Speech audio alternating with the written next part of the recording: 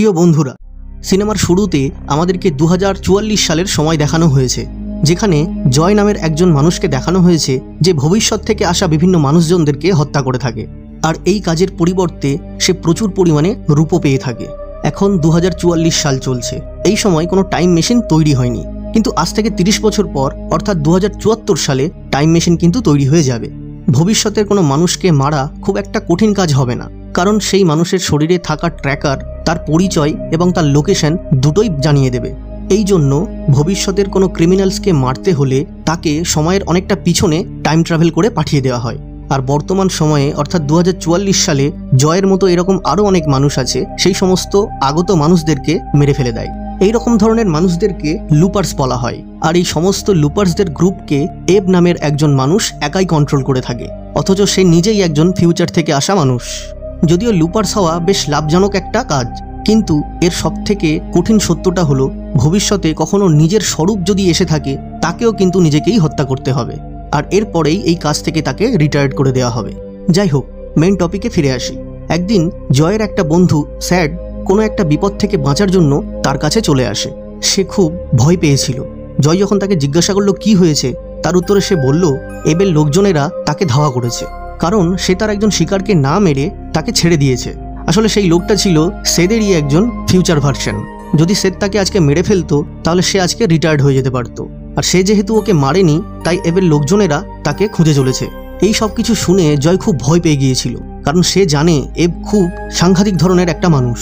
আর ঠিক তখনই দরজার ওপারে এবের লোকজনেরা তাকে খুঁজতে জয়ের বাড়িতে চলে আসে। সেদ জয়ের কাছে তার জীবন ভিক্ষা করে এবং বলে তাকে যেভাবেই হোক সে যেন বাঁচায়। এই কথা শুনে জয়ের মনে খুব করুণা সৃষ্টি হয়, তাই সে তাকে একটা লকার রুমের মধ্যে ঢুকিয়ে বন্ধ করে দেয়। এবের একজন খুব গুরুত্বপূর্ণ মানুষ ব্লু, সে জয়ের ঘরে ঢুকে জয়কে ধাক্কা দিয়ে সরিয়ে তার ঘরের চিরুনি তল্লাশি নিতে থাকে, কিন্তু তারা কিছুই খুঁজে পায় না। তারপরে তারা জয়কে নিয়ে এবের কাছে ফিরে আসে। এব খুব শান্তভাবে জয়কে বলে স্যাদকে যেন তার কাছে অবশ্যই ফিরিয়ে দেওয়া হয়, অথবা তুমি যতগুলো রূপো লুকিয়ে রেখেছো তা সব আমাকে ফিরিয়ে দাও। এই কথা শুনে জয় বেশ অবাক হয়ে গেল। সে ভাবলো এটা এব কি করে জানতে পারলো। জয়ের মুখের এক্সপ্রেশন দেখে এব বলল, দেখো জয়, তুমি হয়তো ভুলে গেছো আমি কিন্তু ভবিষ্যৎ থেকে এখানে এসেছি, তাই তোমার প্রত্যেকটা মুভমেন্ট সব আমার নখদর্পণে। তুমি এখন কি করবে, কোথায় যাবে, সব কিছু কিন্তু আমি জানি। শেষে জয়ের আর কিছু করার নেই দেখে সে সব সত্যি কথা তাকে বলে দিল। সে বলল তার ঘরেতে একটা লকার রয়েছে, সেই লকারের মধ্যে সেদ লুকিয়ে রয়েছে, এবং তারপরে এফকে রিকোয়েস্ট করে বলে সে যেন তাকে মেরে না ফেলে। অন্যদিকে আমাদের বয়স্ক সেদকে দেখানো হয় যে খুব তাড়াতাড়ি এই শহর ছেড়ে অন্য কোথাও পালিয়ে যাচ্ছিল। তখনই তার হাতে একটা লেখা ফুটে ওঠে এবং সেখানে লেখা আছে 15 মিনিটের মধ্যে এই জায়গায় তাড়াতাড়ি চলে এসো তুমি। এর অর্থ ব্লু নামের সেই লোকটি প্রেজেন্ট স্যাদকে ধরে ফেলেছে এবং সে তার হাতে এই মেসেজটা লিখে দিয়েছে। এর অর্থ প্রেজেন্ট স্যাদের সাথে এখন যা কিছু হবে তা সব কিছু ভবিষ্যৎ স্যাদের সাথে ঘটতে থাকবে। দেখতে দেখতে ওল্ড স্যাদের হাত, আঙুল, বিভিন্ন অংশ অদৃশ্য হয়ে যেতে থাকছে। এই অবস্থায় ফিউচার স্যাদ দ্রুত সেই জায়গায় যাওয়ার চেষ্টা করছিল যেখানে তাকে যাওয়ার জন্য নির্দেশ দেওয়া হয়েছিল হাতে, কিন্তু ওখানে যাওয়ার পূর্বেই ব্লু তাকে মেরে ফেলে। এর পরের দিন আমাদেরকে জয়কে দেখানো হয় যে তার পরবর্তী টার্গেটের জন্য একটা জায়গায় অপেক্ষা করছিল, কিন্তু তার টার্গেট এখনো সেখানে এসে পৌঁছায়নি, যার ফলে পুরো ব্যাপারটা তার কাছে একটু অদ্ভুত রকমের লাগলো, কারণ এরকম ঘটনা তো এর আগে কখনো হয়নি। আর তখনই হঠাৎ করে একজন বয়স্ক মানুষ তার সামনে উদয় হয়, যেটা দেখে জয় বুঝতে পারে এটা তারই ভবিষ্যতের একটা রূপ। জয় কিছু করতে যাবে, ঠিক তখনই ওল্ড জয় তাকে একটা ঘুষি মেরে অজ্ঞান করে ফেলে সেখান থেকে দ্রুত পালিয়ে যায়। বর্তমান জয়ের যখন জ্ঞান ফিরল তখন অলরেডি সন্ধে হয়ে গিয়েছিল এবং সে সেখানে দেখতে পেল একটা চিঠি পড়ে আছে তার জন্য। সেখানে লেখা ছিল যে শহর থেকে যেন সে অন্য কোথাও চলে যায়, কিন্তু জয় সেই চিঠির ঘটনাটাকে সিরিয়াস না নিয়ে তার বাড়িতেই ফিরে আসে। সে ঘরে ঢুকে দেখলো তার ঘর পুরো অগোছালো, বিভিন্ন জিনিসপত্র চারিদিকে ছড়িয়ে ছিটিয়ে আছে, কারণ এবের লোকজনেরা তার ঘরেই এসেছে তাকেই খুঁজতে। জয় ব্লুকে তার লকার রুমে ঢুকিয়ে বন্ধ করে দিয়ে বলে সে তার ফিউচার ভার্সনকে খুঁজে অবশ্যই মেরে ফেলবে, তার ফলে সবকিছু আবার স্বাভাবিক হয়ে যাবে, তাকে যেন একটা সুযোগ দেওয়া হয়। কিন্তু ব্লু তার কোনো কথাই শুনতে রাজি হলো না। এই সুযোগে জয় সেখান থেকে তার প্রাণ বাঁচিয়ে দ্রুত চলে যেতে লাগলো, কিন্তু দ্রুত পালিয়ে যাওয়ার জন্য সে সিঁড়ি থেকে পা পিছলে নিচে একদম পড়ে গেল। এরপর আমাদেরকে পুরনো জয়ের কিছু ঘটনা দেখানো হয়, কারণ এর সাথে ওই দিন কি ঘটেছিল সেই ঘটনাটা পুনরায় আবার দেখাতে থাকলো। যদিও এই ঘটনাটা এর আগে আমরা দেখেও ছিলাম, কারণ এইবার পুরনো জয়ের সাপেক্ষে পুরো ঘটনাটাকে দেখানো হবে। জয় তার টার্গেটের জন্য অপেক্ষা করছিল, আর ঠিক সেই সময় তার সামনে একজন বয়স্ক মানুষের আবির্ভাব ঘটে, যার চেহারাটা সম্পূর্ণ ঢাকা ছিল। আর সঙ্গে সঙ্গে জয় তাকে দেখা মাত্রই তাকে গুলি করে দেয়। চেক করার সময় সে জানতে পারে এই মানুষটি তারই ভবিষ্যতের একটা রূপ ছিল, আর পরিচয়ের জন্য সেই মানুষটার পিছনে সিলভারের প্লেট লাগানো ছিল। আর এইটা হওয়া মাত্রই জয় তার কাছ থেকে রিটায়ার্ড পেয়ে গেল, কারণ সে তার নিজের ভবিষ্যতের রূপকে মেরে ফেলেছে। এরপর জয় বাড়ি ফিরে সেই সমস্ত রূপগুলোকে ক্যাশে কনভার্ট করে বিদেশ ভ্রমণের জন্য বেরিয়ে পড়ে। জয় এতদিনে এত টাকা পয়সা উপার্জন করে ফেলেছিল যে তার সারা জীবনে আর কোনো কাজ না করলেও চলতো। ধীরে ধীরে সময় আস্তে আস্তে কেটে যেতে থাকে, আর জয় এত পরিমাণ টাকা ওড়ানো শুরু করে দিয়েছিল যে 10 বছর পরে তার টাকার পরিমাণটা প্রায় শেষ হয়ে এসেছিল। আর এই জন্য সে পুনরায় আগের কাজকর্মগুলো করার জন্য আবার ব্যাক করলো। কিছুদিন পরে তার সাথে একটা মেয়ের পরিচয় ঘটে। তার সাথে পরিচয় হওয়ার পর জয় আস্তে আস্তে অনেকটাই পাল্টে যায় এবং সে স্বাভাবিকভাবে জীবনযাপনের জন্য মেয়েটির সাথে বিয়ে করে একদম সেটেলড হয়ে যায়। এমনভাবে চলতে চলতে 2074 সাল চলে এলো, প্রায় 30 বছর পর। তখনই একটা নিউজ চ্যানেলে দেখানো হয় কোনো একজন রেইন মেকার নামে একজন মানুষ এসেছে যে সমস্ত ক্রিমিনালসদেরকে ধরে ধরে মেরে ফেলছে। এর পরের দিনই কিছু লোকজন এসে জয়কে তার ঘর থেকে অ্যারেস্ট করে নিয়ে যায়। অর্থাৎ জয়ের সময় শেষ হয়ে গিয়েছিল, তাই তাকে সময়ের পিছনে পাঠিয়ে দেওয়ার পরিকল্পনা চলছিল। কিন্তু জয় সবকিছুই জানতো যে পরবর্তী ক্ষেত্রে এর সাথে কি ঘটতে চলেছে। এই জন্য সে কোনোভাবে তাদেরকে মেরে অজ্ঞান করে দিয়ে টাইম মেশিন ব্যবহার করে ঠিক সেই জায়গায় চলে আসে যেখানে 2044 সালে ইয়ং জয়ের হাতে তার মৃত্যু অবধারিত ছিল। কিন্তু এইবারে এমনটা হলো না, কারণ বয়স্ক জয় ইয়ং জয়কে মেরে অজ্ঞান করে ফেলে এবং সেখান থেকে পালিয়ে যায়। আশা করছি এই পর্যন্ত আপনারা সবকিছু ঠিকঠাক বুঝতেই পেরেছেন। এবারে আমরা 2044 সাল অর্থাৎ বর্তমান সময়ে ফিরে আসি। যেমনটা আমরা দেখেছিলাম, ইয়ং জয় এবের লোকজনেদের হাত থেকে বাঁচার জন্য সিঁড়ি বেয়ে আস্তে আস্তে ঘর থেকে পালিয়ে যাচ্ছিল, আর এই সময় ওই জায়গাতেও বয়স্ক জয় এসে হাজির হলো।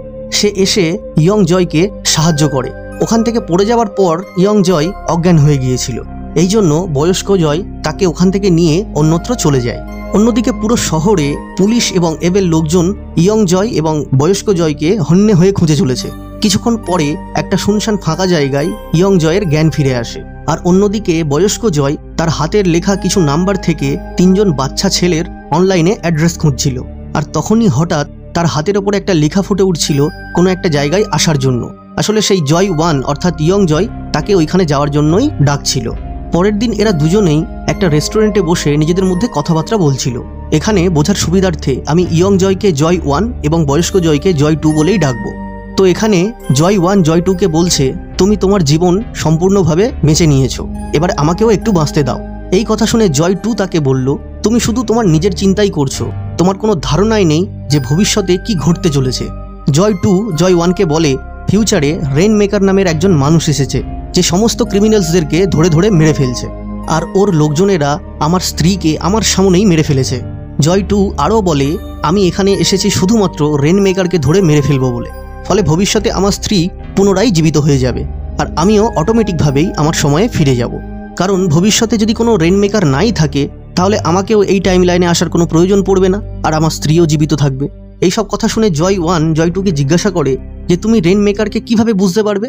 এর প্রত্যুত্তরে জয় 2 বলে, আমার কাছে 3টে বাচ্চা ছেলের অ্যাড্রেস আছে যারা পরবর্তী ক্ষেত্রে বড় হয়ে রেইন মেকার তৈরি হবে, আর আমি তাদেরকে বাচ্চা অবস্থাতেই মেরে ফেলতে চাই, যার ফলে সবকিছু আবার ঠিক হয়ে যাবে। এই সব কথা শুনে জয় 1 জয় 2কে বলে, তুমি খুব বাজে একটা মানুষ যে তার স্ত্রীকে বাঁচানোর জন্য সহজ সরল নিষ্পাপ বাচ্চাদেরকে তুমি মেরে ফেলতে চাইছো। সব থেকে ভালো হয় যদি তুমি আমাকে ওই মানুষটার ছবি দেখিয়ে দাও, তাহলে আমি ওর সাথে কখনোই দেখাই করব না, তাহলে ভবিষ্যতে আমাকে চিনতেও পারবে না, আরও অটোমেটিকভাবেই বেঁচে থাকবে। এরপরে জয় 2 বলে যে সে তার বউকে কখনোই ছাড়তে চায় না, আর এই কথার ফলে তাদের দুজনের মধ্যে তুমুল ঝগড়া বেঁধে যায় এবং মারামারি শুরু হয়ে যায়। আর ততক্ষণে এখানে এবের লোকজনেরা এসে হাজির হয়ে যায়। তখনই এরা দুজনে এবের লোকজনদের হাত থেকে যেভাবেই হোক বেঁচে একটা ক্ষেতের মধ্যে গিয়ে লুকিয়ে পড়ে। জয় 1 সারা দিন সেই ক্ষেতের মধ্যে লুকিয়ে থাকে, ফলে তার শরীর আস্তে আস্তে অসুস্থ হয়ে পড়ছিল। সে ক্ষেতের মধ্যে থেকে লুকিয়ে লুকিয়ে একটা ঘরের কাছে এসে পৌঁছায়, যেখানে একজন মহিলা তার সন্তানের সাথে সেই ঘরে থাকতো। মেয়েটির নাম ছিল সারা এবং তার বাচ্চার নাম ছিল সিড। সারা জয়ের পরিচর্যা করতে লাগলো যাতে দ্রুত সে সুস্থ হয়ে ওঠে। পরের দিন যখন জয় সুস্থ হয়ে উঠল তখন সারা তাকে এখান থেকে চলে যাওয়ার জন্য বলল। এই কথা শুনে জয় বলল তার পিছনে কিছু লোকজন পড়ে আছে যারা তাকে মেরে ফেলতে চায়। এই জন্য জয় তার কাছে অনুরোধ করলো তাকে যেন এখানে কিছুদিন থাকতে দেওয়া হয়। তারপরে জয় সারাকে একটা ছবি দেখিয়ে জিজ্ঞাসা করে যে এই অ্যাড্রেসটা কোথায়। এই ছবিটা দেখে সারা খুব ভয় পেয়ে যায়, কারণ সেখানে যে জায়গাটার কথা বলা আছে সেটা ছিল সারাদেরই ঘর। সারা ভয় পেয়ে গিয়ে জয়কে বন্দুকের সামনে তাক করে জিজ্ঞাসা করে, তুমি কে আর এখানে তুমি কেন এসেছো? এর ফলে জয় সব সত্যি কথা বলে ফেলে যে ভবিষ্যতে রেন মেকার নামে একজন মানুষ যে সকলকে মারতে আসবে, হতে পারে সেই রেন মেকার তোমারই ছেলে, কারণ তার কাছে যে 3টে অ্যাড্রেস ছিল সেই 3টে অ্যাড্রেসের মধ্যে এই ঘরটাও ছিল একটা। এই কারণে তুমি আমাকে এখানে থাকতে দাও, কারণ সে যখন তোমার ছেলেকে মারতে আসবে আমি তখন তাকে মেরে ফেলে তোমার ছেলেকে বাঁচিয়ে দেব, আর এটা করতে পারলে সব কিছুর নিষ্পত্তি হবে। সারা এই সব কিছু শুনে তার উপরে বিশ্বাস জন্মায় এবং তাকে সেখানে থাকতে দেয়। অন্যদিকে জয় 2 তার প্রথম টার্গেট করা ঘরের কাছে চলে আসে এবং সেই বাচ্চাটিকে মারার জন্য উদ্যত হয়। যদিও সে এমনটা করতে কোনোভাবেই চাইছিল না, কিন্তু বাধ্য হয়ে তাকে এটা করতেই হতো। যাই হোক, তবুও সেই বাচ্চাটিকে সে মেরে ফেলে, কিন্তু তারপরেও সে ভবিষ্যতে কিন্তু এখনো ফিরে যেতে পারেনি। তার মানে এটাই দাঁড়ায় সে ভুল মানুষকে মেরে ফেলেছে।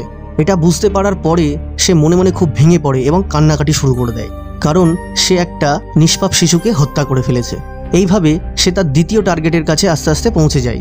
অন্যদিকে একজন অফিসার জয়কে খুঁজতে খুঁজতে সারার বাড়িতে চলে আসে এবং সারার সাথে জিজ্ঞাসাবাদ শুরু করে।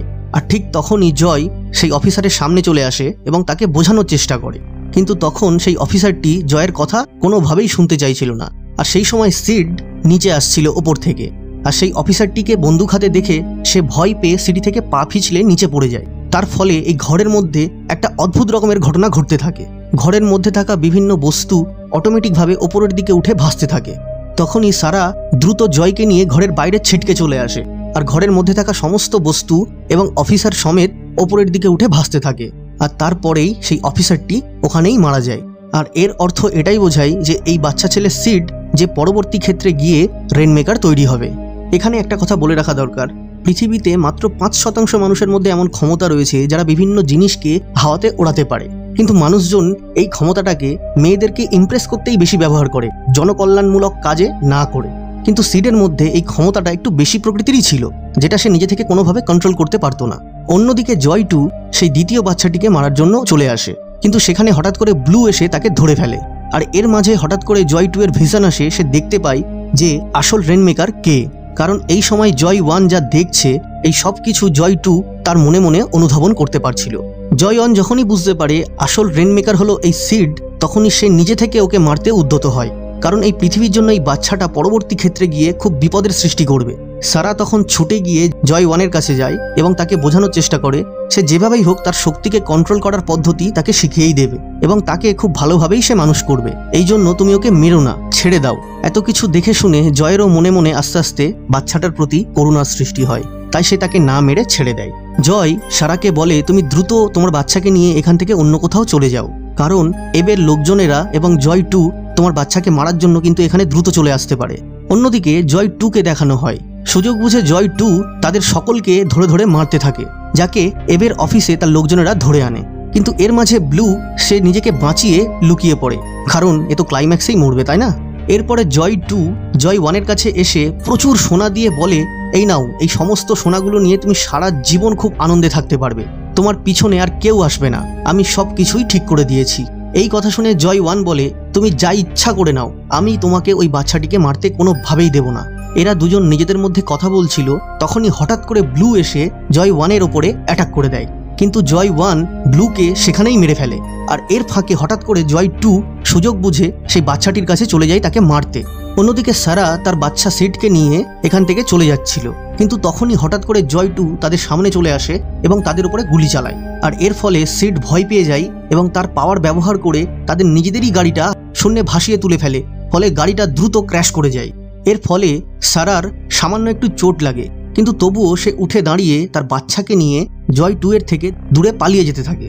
আর জয় 2 তাদের উপরে কন্টিনিউ গুলি চালিয়ে যাচ্ছিল।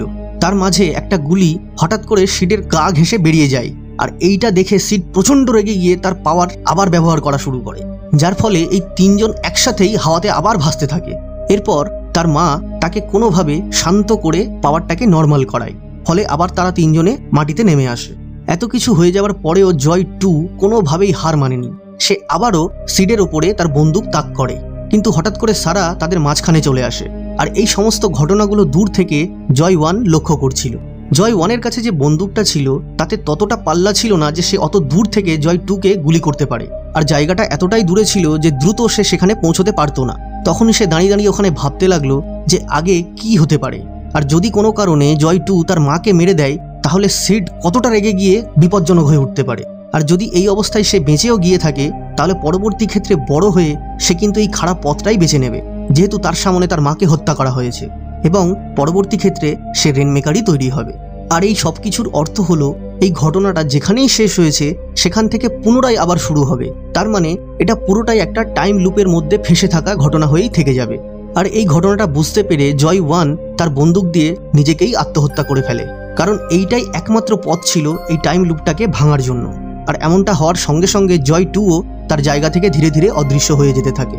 সিনেমার শেষ অংশে আমরা দেখতে পাই সারা তার বাচ্চাকে নিয়ে সেখান থেকে চলে যেতে থাকে, আর পরবর্তী ক্ষেত্রে সে তার বাচ্চাকে খুব ভালোভাবে মানুষ করে তুলবে এবং তার পাওয়ারের উপরে তাকে কন্ট্রোল করতে শেখাবে, ফলে পরবর্তী ক্ষেত্রে সে যেন কোনো খারাপ মানুষ না তৈরি হয়।